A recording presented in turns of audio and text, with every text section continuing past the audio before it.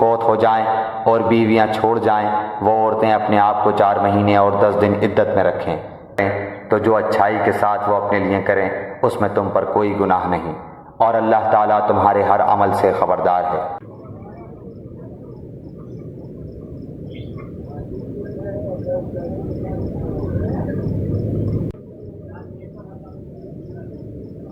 تم پر اس میں کوئی گناہ نہیں کہ تم اشارتاً کنایتاً ان عورتوں سے نکاح کی بابت کہو یا اپنے دل میں پوشیدہ ارادہ کرو۔